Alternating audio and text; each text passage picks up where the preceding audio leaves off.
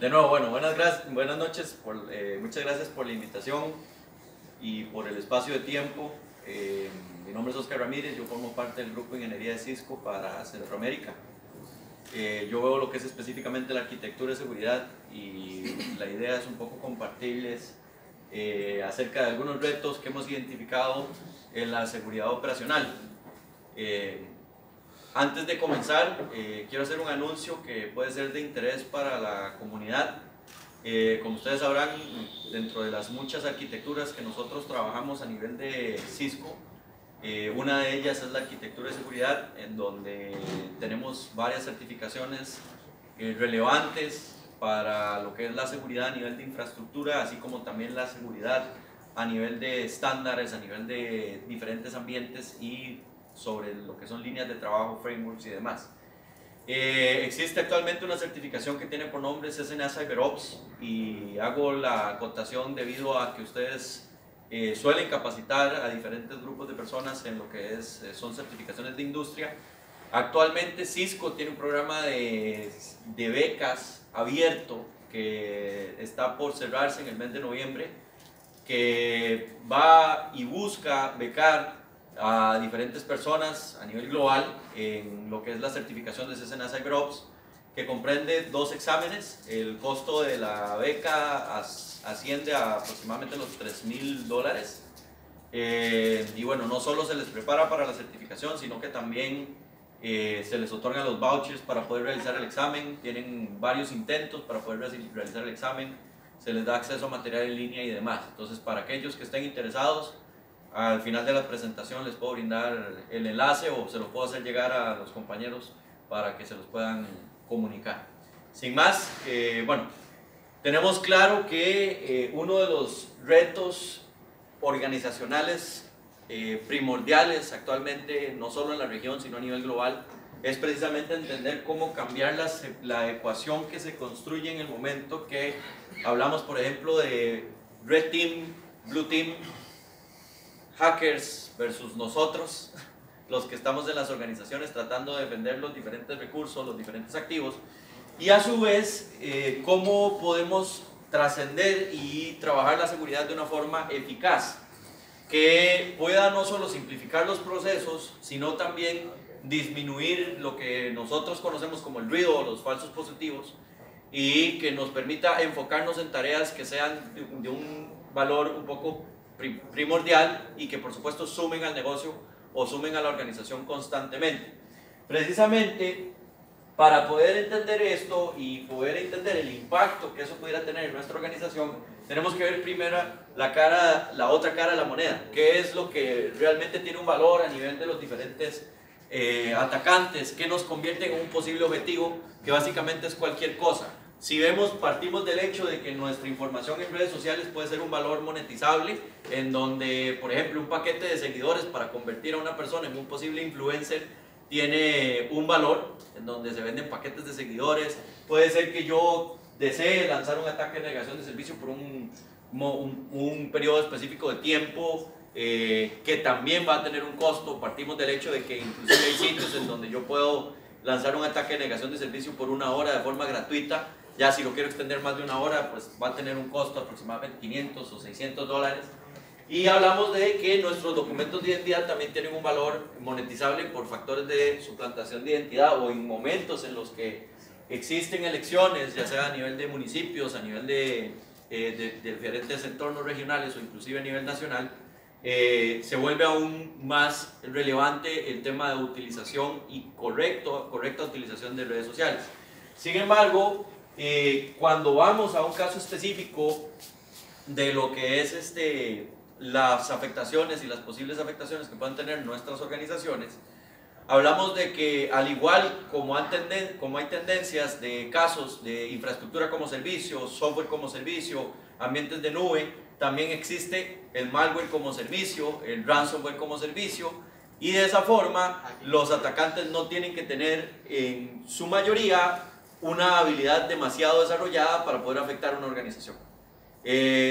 Solamente necesitan partir del hecho de que se necesita una motivación, un objetivo, que no necesariamente su objetivo tiene que ser penetrar la organización para exfiltrar información, puede ser simplemente para plantar una bandera, o ya si vamos al peor de los casos, que es por supuesto ganar un impacto. Hemos visto que en los últimos meses, porque no estamos hablando de años, estamos hablando de casos recientes en donde el ransomware ha venido a la baja, pero otros temas, por ejemplo, como el crypto mining han ido a la alta. ¿Por qué? Porque es un valor que se considera como un revenue recurrente, ¿sí? El ransomware tiene un caso de que, bueno, vamos a tener el cobro one shot, va a tener un impacto. Normalmente después de un caso de ransomware la organización se va a preparar, va a tomar sus acciones, va a tomar en cuenta las lecciones aprendidas y por supuesto va a ser más difícil que pueda ser afectada por un caso de ransomware de nuevo. Sin embargo, el crypto mining hemos visto que tiene un factor de determinación que es la voluntad o la intención. Existe el crypto mining voluntario, existe el crypto mining involuntario. El voluntario evidentemente es cuando ustedes dicen, uy, que bueno, yo quiero ganarme un Bitcoin y dejar de trabajar el día de mañana, ¿verdad?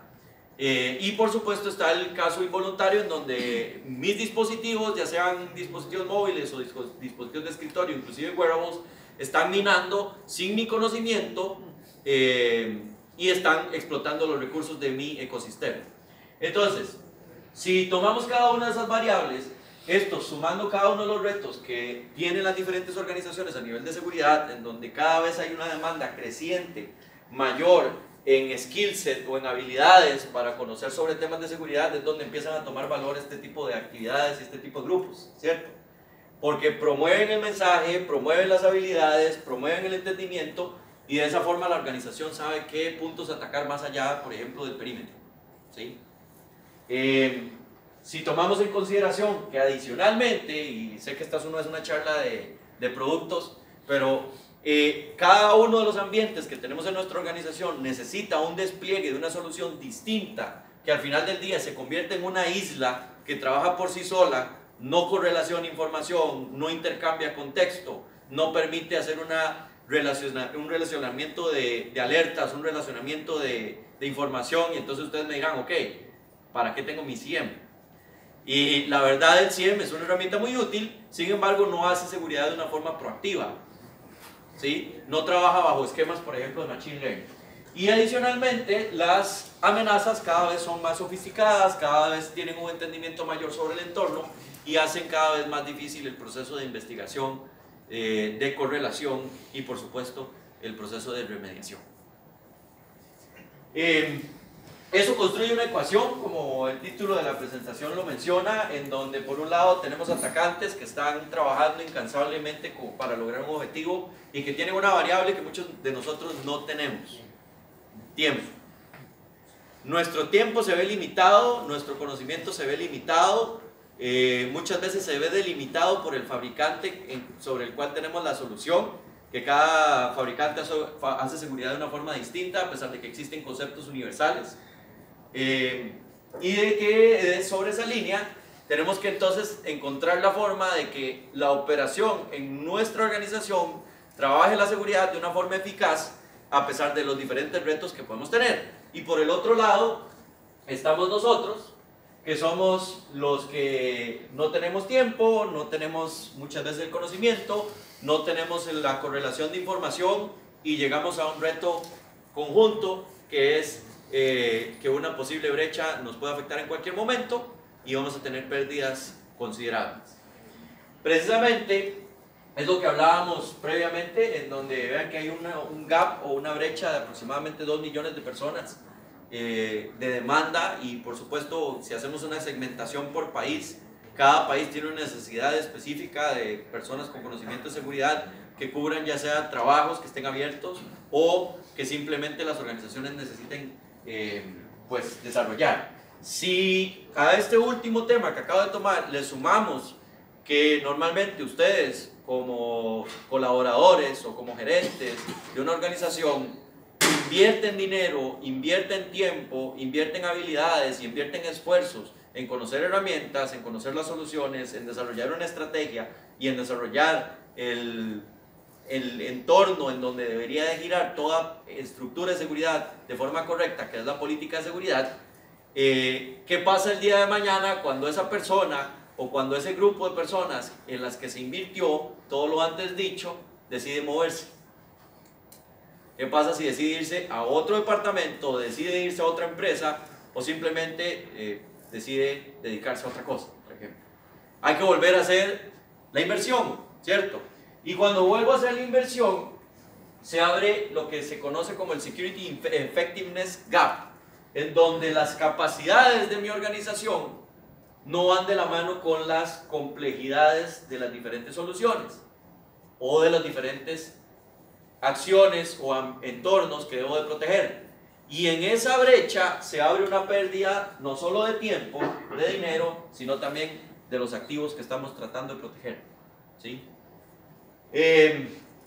Por supuesto, sería lo ideal de que ambas líneas pudiéramos llevarlas de la mano, que fueran trabajando de una forma continua y que potenciaran la forma en la que la seguridad se lleva a cabo en mi organización, para que lejos de ser un tema delicado en el que muchas veces no se invierte de una forma dedicada, proactiva y de una forma bajo el entendimiento de que es para en pro del negocio o de la organización, es donde la seguridad debe volverse un habilitador de negocio y realmente trabajar de una forma adecuada. Y es que también hemos identificado de que mucho del presupuesto de las diferentes organizaciones se enfoca en alguna de estas áreas. Sin embargo, pueden ver que hay una distribución bastante dispersa y que muchos de los ambientes que se mencionan acá son ambientes que pueden o no estar presentes en sus organizaciones y que pueden o no estar protegidos, ¿cierto? Y aquí es donde deben hacer una pregunta que, por supuesto, debió haber sido la primera pregunta que uno se debe hacer antes de hacer una política de seguridad. ¿Está realmente mi postura en seguridad correcta? ¿Tengo mapeadas realmente todas las necesidades de mi organización en su totalidad o simplemente me estoy preocupando por proteger el perímetro, proteger el endpoint y se acabó, ¿verdad? Y que, de nuevo, el endpoint trabaja por su lado, el perímetro trabaja por su lado y seguimos teniendo islas, seguimos teniendo un gap claro entre soluciones y un gap claro en conocimiento. ¿Cómo podríamos cambiar la ecuación? No solamente es el darle entendimiento a la continuidad de un ataque, que la continuidad de un ataque se construye de 3 etapas, ustedes lo saben, el antes, durante y después. Y a su vez si lo queremos mapear con un modelo un poco más complejo, que es el Cyber Kill Chain. ¿Quiénes de acá han escuchado el Cyber Kill Chain? Ok, ¿cuántos stages tiene el Cyber Kill Chain?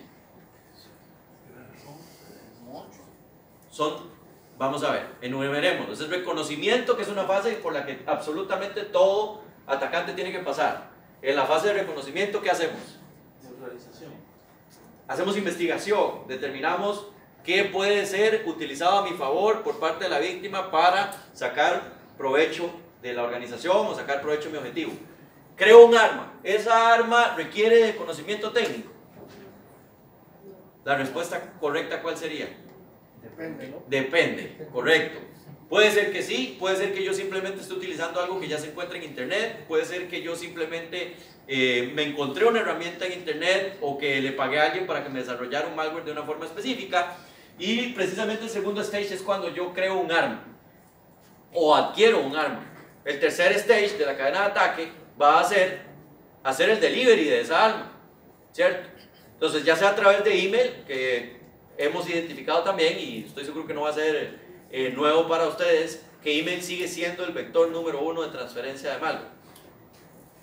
Adicionalmente, una vez que se encuentra la forma de entregar el malware, lo siguiente va a ser instalar el malware en la máquina, para que posteriormente se lleve a cabo la siguiente etapa, que es la etapa de comando y control. Y damos a cabo una exfiltración de datos o un control para lanzar un ataque de negación de servicio distribuida y logramos el objetivo. Nos mantenemos en el entorno sin ser detectados, tomando acciones que nos convienen y que por supuesto nos pueden llevar a una escalación, ya sea de privilegios, a hacer pivoteo, etc. ¿Sí? Precisamente también se identifica de que a nivel global, esto no es regional, esto es a nivel global, existe un tiempo promedio entre cada una de las etapas que se muestran acá. El tiempo en el momento en que se presenta una amenaza, el momento que se detecta y el momento que se responde ante ella. ¿Tienen idea de cuál es el tiempo promedio que existe actualmente? 6 meses. 100 días. Si hablamos de un contexto un poco menos tecnológico o menos técnico, imagínense lo que es tener durante 100 días un atacante o un ladrón en su casa, viendo cómo se mueven ustedes, cómo se comportan ustedes, cómo se visten ustedes, qué les gusta, qué no les gusta, a qué horas salen, a qué horas entran. Llegar a ser tan íntimo con la víctima de tal forma que conozco todas y cada una de sus debilidades, por dónde moverme por la casa sin ser detectado. Si lo llevamos a un ambiente de seguridad organizacional, es exactamente lo mismo.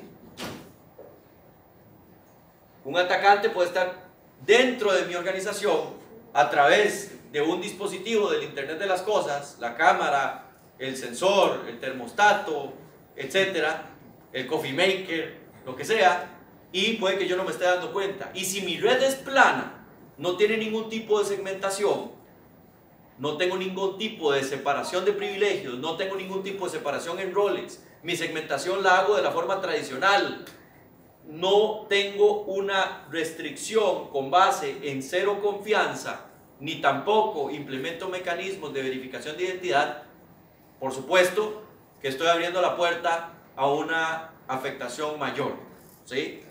Precisamente lo que se busca es poder disminuir los tiempos de respuesta a no días, no meses definitivamente, sino a horas o inclusive minutos.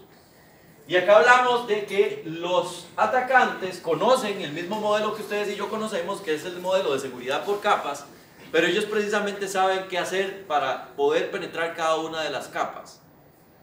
Si vamos a poner un ejemplo, si hoy día ustedes reciben un ataque y necesitan hacer una investigación de una amenaza, pero para hacer esa investigación ustedes necesitan consultar cada una de las soluciones o cada uno de los productos o lo que sea que ustedes tengan a nivel de seguridad de su organización, ¿qué tanto tiempo consideran ustedes que les puede llevar a hacer esa investigación?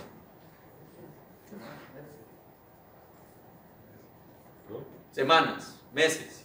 Esa es la respuesta que escuché uniforme, llevémoslo de esa forma, ¿sí? ¿Y ustedes creen que semanas, meses sea un tiempo prudencial para detectar si mi organización está teniendo interacción con una amenaza que está hoy día afectando a nivel global diferentes organizaciones? No. ¿Tienen ustedes la capacidad de correlacionar información entre las diferentes soluciones que ustedes tienen? Sí, a través de procesos automatizados, a través de procesos simples. ¿Se integran más de 2 soluciones? ¿O nos quedamos cortos a partir del momento en que integramos más de 2? Ok.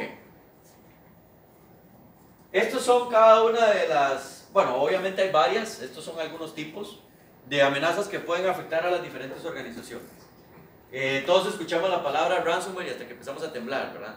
Vemos que podríamos tener afectaciones diferentes según el entorno en el cual se va a trabajar, y eso también abre la puerta a que, por supuesto, si tenemos afectaciones diferentes, pues tenemos que tener soluciones diferentes. Que al final del día un proceso de investigación, un proceso de respuesta a incidentes, que es un poco lo que van a ver en la siguiente presentación, se trabaja de una forma más efectiva si yo puedo tener procesos de investigación centralizados e integrados bajo un esquema de arquitectura, ¿sí? Entonces, ahí es donde entran términos que ustedes como personal de seguridad conocen bastante: normalización, correlación, estandarización y eliminación de duplicados, ¿cierto? Entonces, yo trabajo bajo ese esquema y puedo correlacionar la información para disminuir precisamente el tiempo que mencionábamos previamente. ¿Qué puedo implementar? Una estructura integral de defensa ante amenazas que permita entregar el control total a nivel de la organización, visibilidad total desde el momento en que el usuario se conecta en el endpoint hasta el momento en el que consume el servicio en cloud. ¿Cuántos de ustedes tienen servicios en cloud? Ok. ¿Y cuántos de ustedes están planeando o haciendo actualmente migración de servicio en cloud? Ok. Existen retos en la seguridad que se debe implementar a nivel de entornos de cloud que tienen que ver no solo con visibilidad, sino con control de postura, con compliance, con diferentes estándares que existen según el tipo de organización, que van de la mano siempre sobre los diferentes casos que vemos en este ejemplo, ya sea que tenemos que intercambiar contexto, que tenemos que intercambiar inteligencia, que tenemos que proveer de visibilidad y aún mejor, tenemos que entender diferentes esquemas de trabajo que se deben de potenciar para llevar a cabo una correcta implementación de la seguridad. Desde definir una estrategia, quiénes van a formar parte de esa estrategia, qué se va a tomar en consideración, cuáles son los niveles de prioridad, qué se va a establecer, cuál es una política de uso adecuado, qué no es parte de la política de uso adecuado, cómo controlo yo a los dispositivos de uso personal de los colaboradores, cómo controlo las redes de invitados, cómo obtengo una retroalimentación de que mis usuarios realmente están consumiendo la red como yo espero y no como ellos quieren, ¿sí? ¿Cómo determino si estoy expuesto ante un riesgo o cómo debo de manejar el riesgo? Si el riesgo debo de transferirlo, si el riesgo debo de asumirlo, si el riesgo es capaz de ser mitigado o si simplemente debo de aceptarlo, ¿sí? Pero muchas veces el riesgo es, mitigar el riesgo es más costoso que mantenerlo evidente, ¿verdad? ¿Cómo cumplo yo con estándares de seguridad? Ahí hablamos de NIST, de 27001, de PCI, de IPA, según el tipo de organización, ¿verdad? Acá hablamos de seguridad de red y cómo yo hago tareas que normalmente ejecuta un Red Team para proteger mi organización. Determinación de vulnerabilidades, pruebas de penetración, análisis de código fuente, cómo empiezo a tomar no solo las soluciones que se encuentran en mi organización, sino que las junto con servicios que puedan potenciar esas soluciones y que permitan hacer los ajustes que muchas veces nosotros no tenemos el tiempo de hacer, ¿cierto? Pues muchas veces se adquiere una solución y se deja ahí y no se le saca el provecho que debería de sacarse, porque no se tiene conocimiento. De nuevo, volvemos al mismo reto. Entonces, si yo tengo la capacidad de potenciar esos servicios, de potenciar la investigación, de facilitar los procesos, facilitar el intercambio de procesos, por supuesto voy a llegar a un mejor resultado. Y esto tiene que ir de la mano porque la seguridad no solamente es operacional, sino también, bueno, física, todo lo que es segmentación física, control de accesos, biometría, etcétera, que ustedes bien tienen mapeado. Y por supuesto procesos de threat management. Y aquí hablamos de precisamente casos de automatización y de segmentación que pueden simplificar el comportamiento de su organización en un esquema de un evento de seguridad. Por ejemplo, a nivel de visibilidad y de segmentación, si se presenta una anomalía o se presenta un evento que nunca antes se había visto, en donde yo puedo tener que correlacionar lo que sucede en el endpoint con lo que sucede en la infraestructura, con lo que sucede por ejemplo, en el correo electrónico, o con lo que sucede en el momento que este dispositivo hace una consulta hacia un dominio en internet, y cómo hago yo el entrelace entre cada uno de los diferentes entornos. Eso se puede y se debe de hacer. Hoy día ustedes lo pueden hacer en el tiempo que me dijeron o en un menor tiempo. En más tiempo. En más tiempo.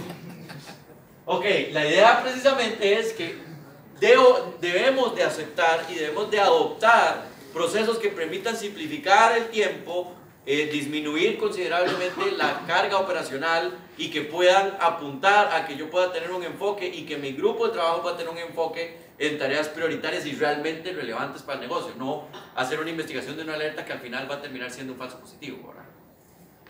Si se determina que la amenaza es real y que se puede tomar acceso sobre ella a través de un proceso automatizado, sin necesidad de interacción de un administrador, por supuesto eso simplificaría el tiempo y le daría tranquilidad a la persona cuando esté durmiendo, ¿verdad? Sí. Por supuesto tenemos que poder tomar una acción de cuarentena automatizada en el momento que ese tipo de amenaza se presente.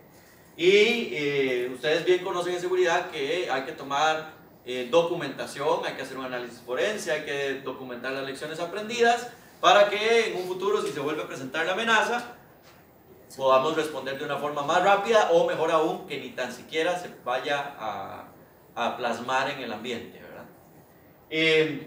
Otro ejemplo sería que si el malware entra a la organización, yo debo de poder ser capaz de detectar en un periodo de tiempo aceptable, removerlo de absolutamente todos los endpoints y llegar a una causa raíz de una forma proactiva y eficaz y poder ganar el entendimiento de cómo se movió esa amenaza, cómo pivoteó dentro de mi organización, cómo interactuó con mi organización, qué acciones tomó en los dispositivos en los que estuvo, qué es el comportamiento. Eso va a crecer y va a funcionar en el punto en el que yo entienda cómo funciona mi organización. Y cuando digo que entender cómo funciona mi organización, estoy hablando de que ustedes pueden tener la capacidad de poder determinar qué es normal, qué no es normal, y que haya una alerta cuando hay una anomalía, de cuando hay un análisis de tráfico inusual, de cuando se dispara tráfico, cuando hay un servidor, por ejemplo, que es un servidor web comunicándose a través de un puerto de transferencia de archivos a las 11 de la noche a un servidor que está en China, que nunca antes se había comunicado, con 10 gigas de tráfico. ¿Cómo saber si eso es un evento de un respaldo o si es un respaldo pero de alguien más que está haciéndolo sin que yo me dé cuenta, ¿verdad?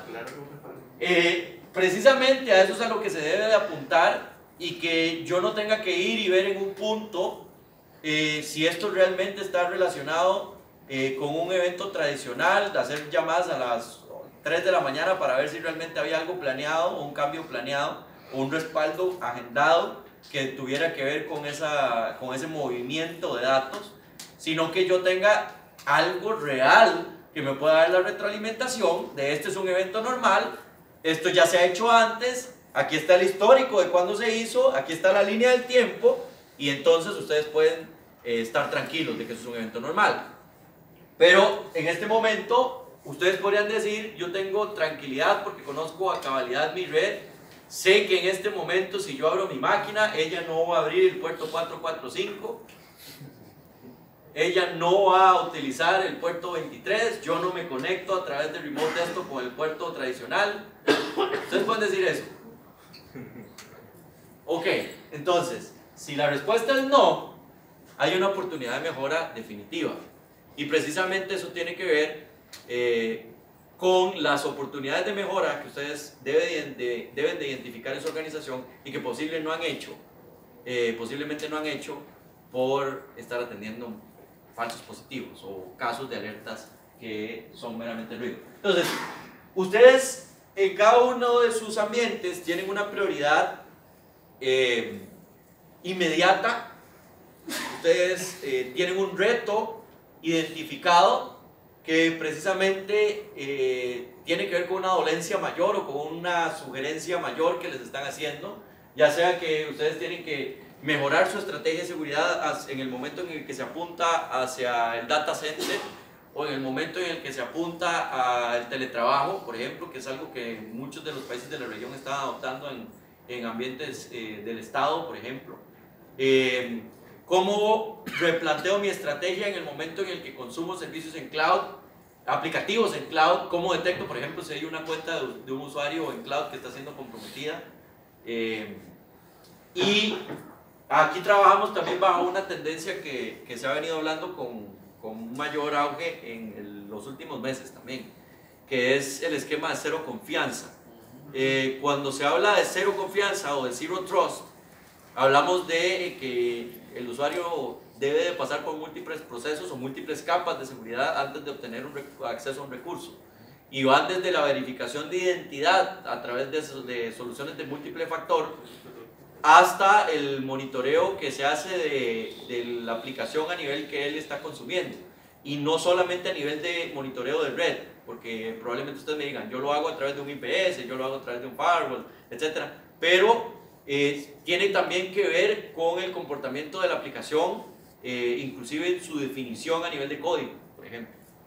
Entonces, ¿cómo manejo yo esos esquemas de cero confianza, de privilegios que tienen que ir de acuerdo al rol? Y aún más importante, ¿cómo manejo yo los dispositivos o mis usuarios de acuerdo realmente a un rol y no, por ejemplo, algo que ustedes todos conocen, gracias a Cisco, dijo el compañero ahora, a la IP, a la VLAN o a la Access List, es cómo simplifico tareas, cómo simplifico procesos y no es por ejemplo, esto sí lo voy a decir puntualmente, no es sustituir una solución por sustituirla y por llenar un vacío, es crear una estrategia de seguridad real que me va a mover de un estado A a un estado B que cubre y que potencia mis diferentes inversiones y por supuesto el accionar de mi equipo de seguridad, ¿sí?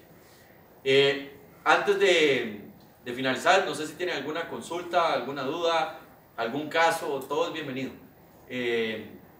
Completamente abierto a sus consultas. No. No todos a la vez. ¿Ah? No todos a la vez.